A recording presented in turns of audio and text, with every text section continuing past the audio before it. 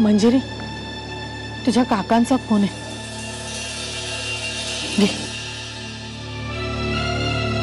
Hello.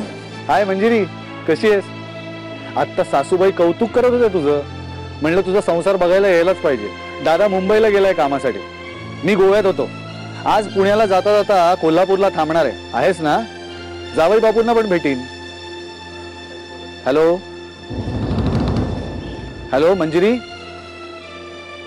Hello, आहेस ना? Hello Manjiri, अगं तुझ्या काकांशी तरी बोलायचंस.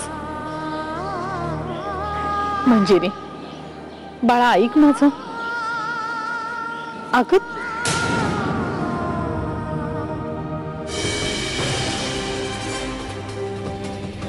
हे सगळं काय चाललंय सत्यजित? तू इथे काय करतोयस विहंग? कसं आहे, तुझ्या डोक्यात कोणीतरी प्रकाश पाडायला हवा म्हणून देवानी मला अपॉइंट केलं. नाही कसं आहे, स्वतःला शिक्षा करणारा तू एकटा नाहीयेस. हे बघ, तू उगीच मला शट अप श्वेता वहिनी. हे सगळं काय आहे विहंग? कसं आहे सत्यजित, आंधळ्याच्या डोळ्याचं ऑपरेशन करता येतं, बहिऱ्याच्या कानात मशीन घालता येतं, पण तुझ्यासारख्यांचं काय करायचं रे? तुला तर सगळं दिसतंय, सगळं ऐकू येतंय, पण तरीही तू आंधळेपणाने वागतोयस. या श्वेता वहिनी काल दुपारी मंजिरी वहिनी यांच्याच घरी होत्या. हो, आणि तरीही त्यांचा हा मुलगा हिला ओळखत नाही. नाही, बरोबर आहे तुझं. सनी मंजिरी वहिनींना ओळखत नाही, कारण तो ओळखतो त्याच्या मनू मावशीला.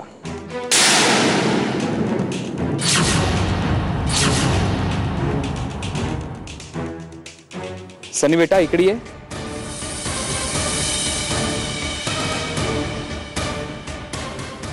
सनी बेटा, तू यांना ओळखतोस? हो. कोण आहे या? मनू मावशी.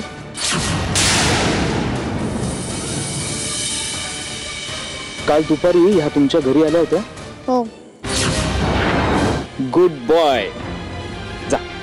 मला माहितीये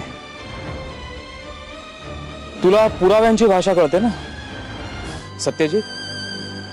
आणि तू मंजिरी वहिनींना जो फोन दिला होतास तो काय जादूचा फोन नव्हता. एखाद्या आड जागी तो फोन गेला तर त्याची रेंज जाऊ शकते, आणि मला माहितीये त्या फोनची रेंज तू चेक केलीस, पण तरीही अशा काही जागा आहेत जिथे तू बघायला विसरलास. हा सनी, ज्याच्या बोलण्याला तू पुरावा मानतोस, तो मंजिरी वहिनींचा फोन घेऊन खेळत होता, आणि म्हणून श्वेता वहिनींनी तो फोन उचलला आणि तो ड्रॉवर मध्ये नेऊन ठेवला.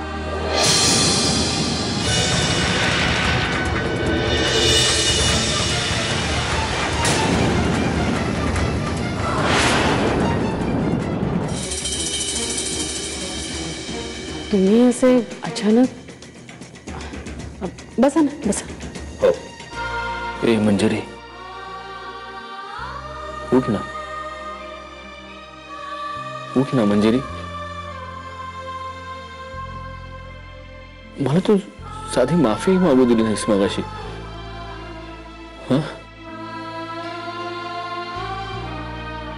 उठ ना, मला एकदा बोलायचं आहे तुझ्याशी. माफी मागायची तुझी. असे अचानकच? नाही, अचानक नाही. आपलं बोलणं झालं ना दुपारी फोनवर. मला भेटायचंय तिला. हो, या ना, या.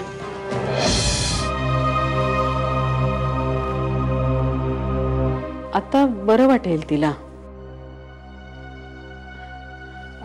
डॉक्टर येऊन गेलेत, औषधही दिलेत. खरं तर त्या औषधांनीच तिला झोप लागलीये. सत्यजित, तिची झोपमोड नाही ना झालेली? मला शालिनी ताई म्हणाल्या की ती खरेदीसाठी बाहेर गेली होती. उन्हातानात फिरली असेल खरेदीसाठी, मग साहजिक आहे. खोटं बोलते आई.